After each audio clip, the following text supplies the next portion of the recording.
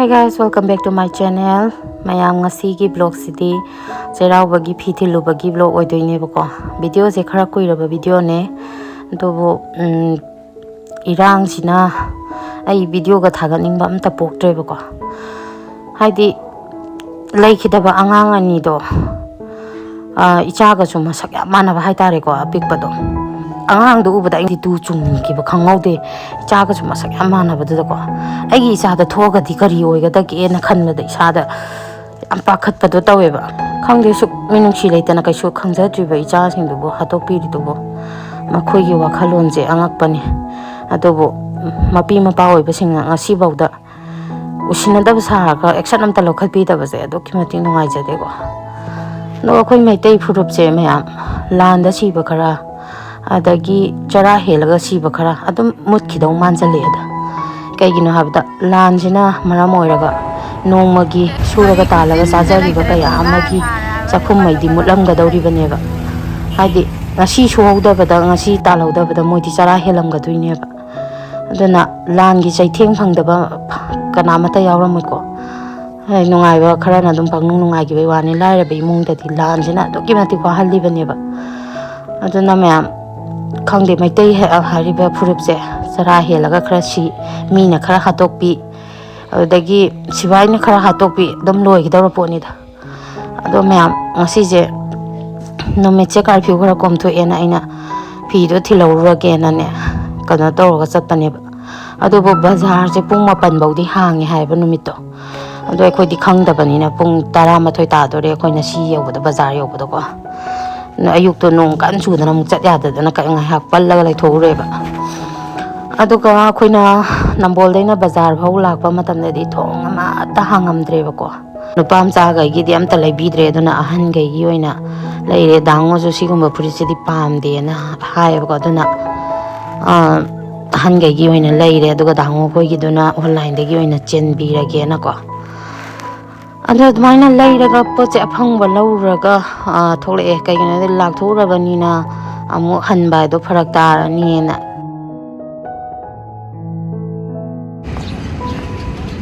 pung 8 baudi hang bazani mo je dukan je pung 8 dagi loli hai ba ko jai pung 8 baudi thong hang ami loina bazar se pung 8 makhai tar ba doi dagi dum thong loli dadi me am po chu lai ba loi ra banina yum da mu chat lage ana angang ji ga ne po lai ba muk chat dagi po thin bang cha tau lai ba do du am ta ba ge na chat ba yu da po to lai ra kan na dum thilam ma ge na lai da bane bana han ge ando online dei chen ga dau sune sum pharak ta lai ba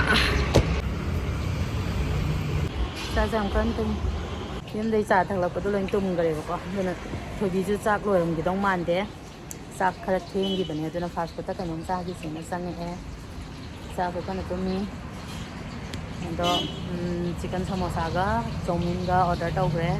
order ko ko ngai se tu ko char ga yum yong na ba sat la se chicken samosa ko thore chowmin wa di ko siana sa ba ho ge hao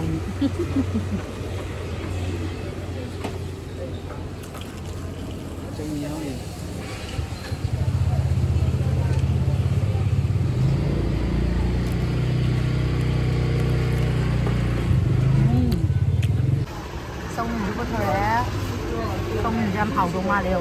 mà sắp sạch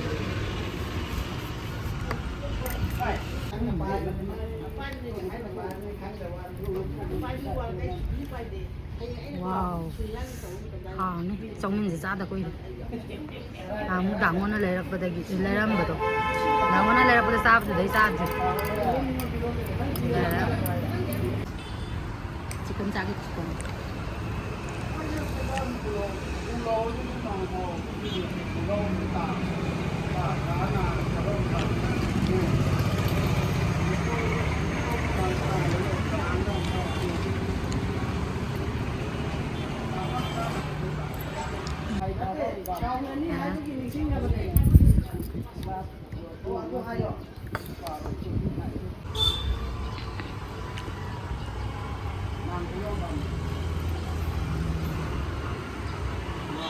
style door size. se si chage ma chab ja da ai da sapot lai da bani ado sapot saw ya de angang hai re da na mayam ai yum yau za re akoi father se som da la da kai ja lui ba puri to bazar lit lo collar ga to phajan thek thaw collar to thek thaw hai ba gai yon thok ga to thabak suram mai bo mayam ado yum sang na ji ko wa ba na ji si de ai kaw ra thama me hai ba ai bu kamai taw du lu khang de wa ne pot loi kaw ra thama me hai ba angang gi sut ani du ju kaw ra me da na ko adai khudai ju kaw ram da na mu phurit amuk lai re da na ko khudai thin ga daw bu do thamam ma ga ne la e aduga khudai du thamam ma ba ne phurit oi na mu loi lai re kai ni khala la e khang de ha ta hobi taw nu ga hang ko da nu ta ra ji ngai ji che lau ra ge le de na ma'am salat soi bi ri ba se atai kara su na te koi ma thoi ni thoi bi gi manau nu pi duga thoi bi na som da sut ka taw gai da na tan ma su du su adana thoi bi na thong ni su yen thong ba hu sik ta thong na ngai ra ba sai de gi na asnan khomoi da wari yam le ko na bi masu ga mapu ga susu ga pupu ga tay jo ai jo be angang nu nang na koi du lo yuram ni yu loi ja du mamai du phuri ja ku thu nga ni nang koi du na nang koi du na sak yu bi da na nasra pupu na pa ma ba as tay jo as pupu na pa ma bai ja ba hai ta ta ta photo ni na ti dango bazar do amata he khamam da ba thong loi lo le na te la ga na tu na ta ba sanga yi di wi da ba na ga na la ya ma ni ba ri ko e bi ji ba ri ko na ti e noi me yam gi phuri da man da su lai bi ge adagi ga na su to bi ge angang gi dress pau loi ka wa thama me adagi khudai ju ko loi ka wa thama me ba ko amung loi lo re adu ga ne thong do loi lo na ra ba ni na ne paisa do hai gai pi ra ni na ne khambra moi khak ta ngam ni nam paisa do hai gai pi ra ni na ne adu na noi gi di mathak sahi ta re ai upai lai te hadak ti paisa ka pai da ba ni ma sa khang da ba ga pi jam sauning bro chawni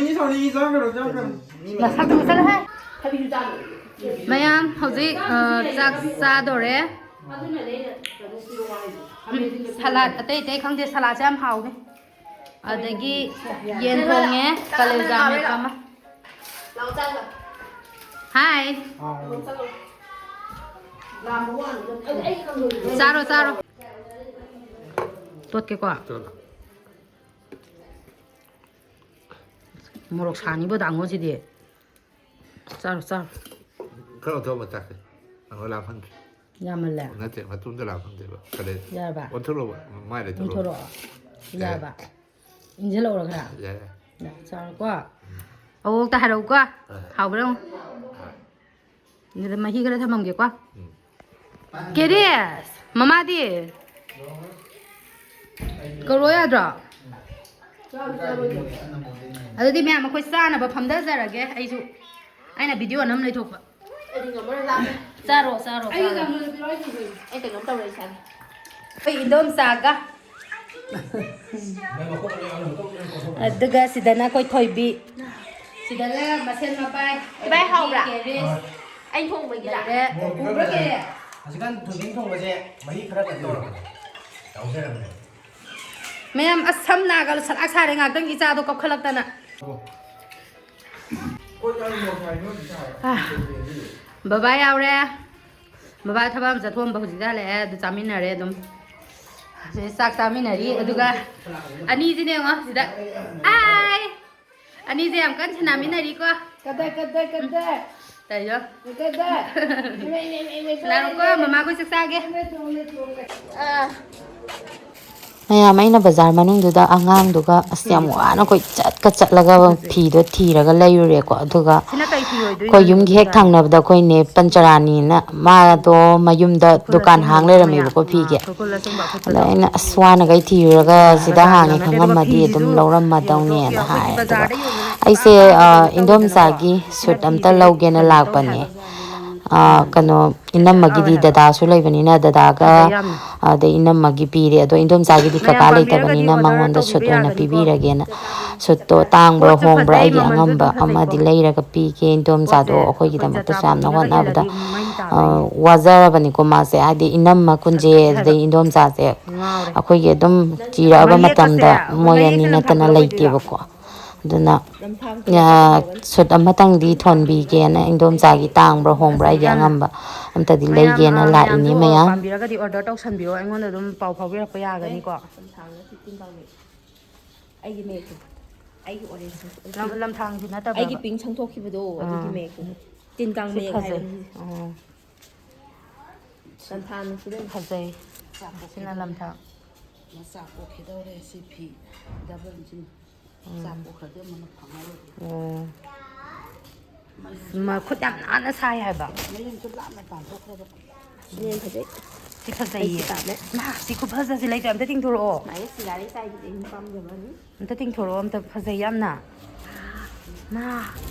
khu phaza si laitre ꯑꯗꯣ ꯁꯤ ꯃꯌꯥꯏꯗꯤ ꯃꯃꯤꯠ ꯑꯃꯃꯝ ꯂꯥꯛꯄꯒꯅ ꯌꯥꯝ ꯐꯖꯗꯧꯅꯦ ꯑꯩꯒꯤ ꯃꯣꯠꯇ aya ngawre sidi as ai yam ininge sidi ngamai dawne ꯅꯪꯒꯤ ꯔꯥꯅꯤꯗꯣ ꯃꯆꯨ ꯁꯪꯇꯣꯛꯈ꯭ꯔꯣ ꯑꯗꯨꯒ ꯁꯨꯝ ꯑꯣꯏꯅ ꯂꯧꯔꯣ ꯉꯧꯔꯣ as mamanduga ai ngamjararo siti rani kana dre siti sura sura ga yare tu khu phaza si laitre ai ngawre haba sidi ꯄꯟꯇ꯭ꯔꯥꯅꯤ ꯁꯤ ꯀꯌꯥ sigana ga phazari se ngome ꯆꯞ ꯃꯥꯟꯅꯩꯌꯦ sina lenilla adu lini na piye muka kano ni poli ka oh poli muka sisu phazai se phazai yan lamdang lo masa sinani ka ma'am ai adum thagatjarakke ko asigidi haifet smile ullaga losalage duga ai mathangi video da dum phi phane khara thagatjarakke mayam pambiraga di order dum tok sanbiro o rasri ne sina sudi ko mayam suraga cha cha laude mana ta be phazai do sari matek set pai ni ko yam khudai ga yam nei ko khudai si su yong tu tha tha lum law ba khudai ni mechin gi khudai na te ko khutna sa ba khudai chat chat law ba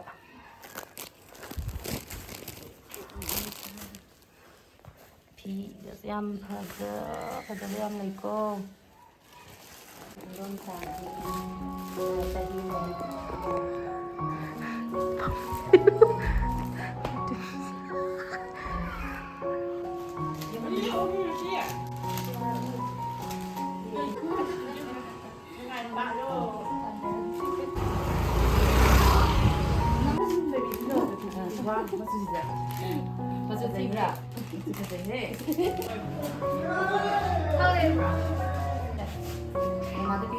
dasan ko margi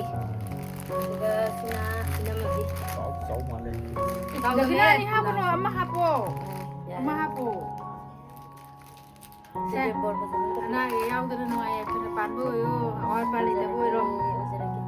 ada tidak mami gitu sudah kan sama mo Takna pa ta. Takna pa ta. na ba sau da bibiro Si ya ye la. si phazai si chairao ba da kai da se ya ni no Ado pa khazo yini. Ado dum pa mi. nangin ge Ya i mai ni su. Yare ko susi ka simu chilla Ku su su mai le. na ma nang Ma si ki pe ma su si di ne. Si ma su si di ne. na ba sau ba mami ri gi bibiro ko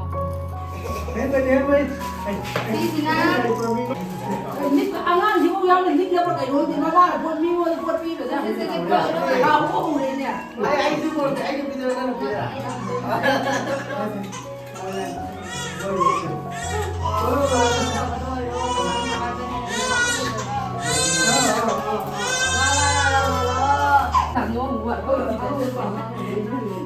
buat lah tak pakai antara nak kau na wala dia tu lah Buat lagi dia tak le ka ba. Kelis ili ka do de bijinan jele si da mo ge dale se ha. ba Noi bin sa bai ho ye bra ba. Hong ne alu ne hawai. ya re hawe Loi ya re hong ne. Hong ra ka na sin sa na le ta mo na. hoi noi cha na ba thamo Agi de bin sa bai de ka lo ko ro. hawe ba Lai ta ba si mayam yeng to ai di chairao với phi din ba lak ta ba ne do ꯏꯅꯦ ꯏꯟꯗꯣꯟ ꯃꯥꯆꯧꯕꯤ ꯃꯥꯃꯦꯔꯤ ꯏꯟꯗꯣꯝꯆꯥ ꯏꯅꯝꯃ ꯑꯗꯨꯗꯒꯤ ꯏꯅꯥꯎꯅꯨꯄꯤ ꯏꯆꯟꯅꯨꯄꯤ ꯂꯣꯏ ꯁꯨꯔꯦ ꯃꯣꯏ ꯃꯌꯥꯝꯅ ꯁꯤꯗꯩꯁꯤꯗ ꯑꯩꯁꯦ ꯄꯣꯠ ꯈꯣꯝꯕ ꯂꯥꯛꯄꯗꯣ ꯃꯉꯥꯏꯔꯤꯅꯦ ꯇꯧꯔꯤꯁꯤꯀꯣ ꯑꯩꯕꯣ ꯈꯥꯃꯦꯟ ꯁꯤꯟꯕꯤꯒꯗꯣ ꯍꯥꯞꯄꯛꯀꯅꯣ ꯑꯃꯇ ꯈꯥꯃꯦꯟ ꯁꯤꯟꯕꯤ ꯂꯣꯏ ꯄꯠ ꯄꯠ ꯂꯩꯍꯧꯔꯤ ꯆꯥꯕ ꯉꯝꯗꯗꯅ ꯊꯣꯏꯕꯤꯈꯣꯏ ꯆꯥꯅ ꯁꯤꯗꯕꯨ ꯂꯩꯍꯧꯔꯗꯤ ꯑꯁꯤꯒꯤ ꯀꯩꯅꯣꯁꯤꯅ ꯀꯅꯥ ꯍꯥꯞꯄꯤꯕ ꯍꯥ ꯕꯕꯥꯅ ꯑꯩꯈꯣꯏꯗꯩ ꯆꯥꯔ ꯄꯨꯈ꯭ꯔꯤꯅꯦ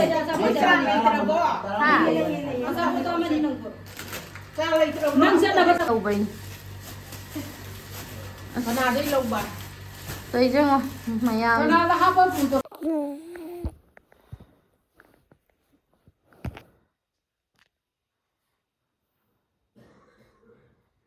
ꯁꯤꯗ ꯌꯦꯡꯉꯣ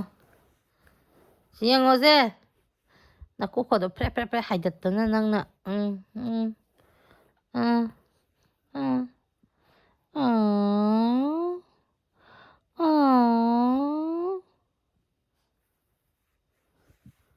ꯀꯩꯅꯣ ꯃꯥꯅ ꯃꯤꯒꯤ ꯒꯂꯥꯒ ꯄꯥꯏꯔꯤꯁꯦ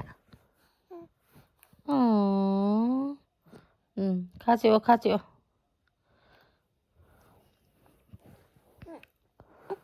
ꯀꯅꯥ ꯊꯤꯔꯤꯅꯣ ꯅꯪꯒꯤꯗꯣ ꯀꯅꯥ ꯊꯤꯔꯤꯅꯣ ꯁꯤꯅ ꯐꯨꯔꯤꯠꯁꯤ ꯇꯧꯏꯌꯨ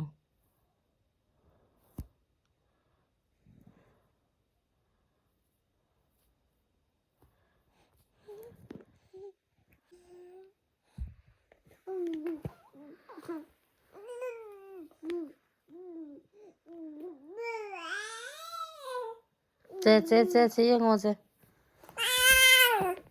ꯁꯤ ꯌꯦꯡꯉꯛꯑꯣ ꯅꯪꯅ ꯀꯔꯤꯅꯣ ꯈꯪꯗꯦꯗ ꯏꯆꯥ ꯌꯥꯛꯁꯤ ꯂꯦꯝꯕꯤ ꯀꯗꯥꯏꯅꯣ ꯅꯪꯕꯨ ꯌꯥꯛꯁꯤ ꯂꯦꯝꯕꯤꯔꯥ ꯍꯥ ꯆꯠꯊꯣꯏꯕꯤ ꯅꯪꯕꯨ ꯌꯥꯛꯁꯤ ꯂꯦꯝꯕꯤꯔꯅꯦ ꯃꯃꯥ ꯆꯠꯂꯦꯀꯣ ꯁꯨꯃꯥꯏꯅꯒ ꯂꯩꯔꯝꯃꯦ ꯍꯥꯏꯕ ꯋꯥꯏ ꯇꯩꯔꯨꯔꯒ ꯆꯪꯉꯛꯄꯗ ꯃꯈꯣꯡꯒꯁꯦ ꯁꯨꯃꯥꯏꯅꯒ ꯍꯥꯏꯗꯅ ꯇꯩꯖꯪ ꯂꯩꯁꯥꯕꯤꯅꯦ ꯃꯤꯃꯥꯟ ꯁꯥꯏꯁꯦ ꯅꯠꯇ꯭ꯔꯥ ꯂꯩꯁꯥꯕꯤ ꯁꯥꯏ ꯅꯠꯇ꯭ꯔꯥ ꯀꯗꯥꯏ ꯏꯆꯥ ꯀꯗꯥꯏ ꯏꯌꯥ 이씨 아무 와라봐 멋진지가 응 이제 차오리 매야 이제 차오리 영어도 영어 아이는 다이퍼 센스 오게 마티 파이절레네 다이퍼 센스 오게네 마 차나리가이데 아이는 예로래 이로이로 낭 덕바 마 떠죠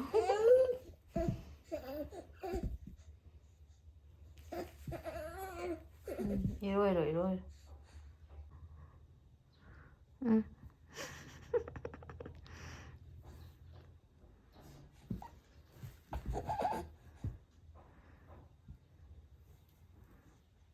응 네.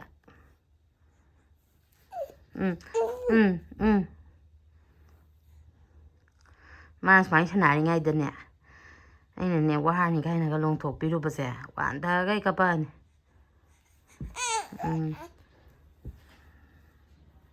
ꯑꯁ ꯂꯥꯎꯁꯦ ꯑꯃꯨꯛ ꯂꯣꯡꯊꯣꯛꯁꯤꯁꯅ ꯑꯃꯨꯛ ꯂꯣꯡꯊꯣꯛꯁꯤ ꯑꯁ ꯇꯧꯔꯦ ꯅꯪꯁꯦ ꯀꯃꯥꯏꯅ ꯇꯧꯅꯤ ꯍꯥ ꯍꯣꯏ ꯌꯦꯡꯉꯣ ꯁꯅꯥ ꯃꯃꯥꯏ ꯁꯅꯥ ꯌꯦꯡꯉꯣ ꯃꯃꯥꯗ ꯀꯗꯥꯏ ꯎꯁꯤꯠꯇꯕꯤꯒ ꯇꯧꯋꯦ ꯀꯗꯥꯏꯅꯣꯒ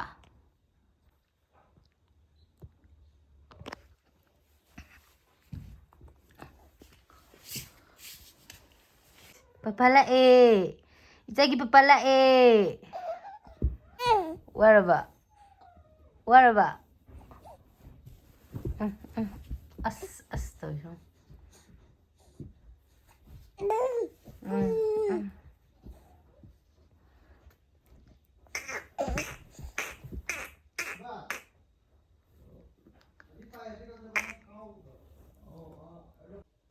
gung gung gung gung gung gung gung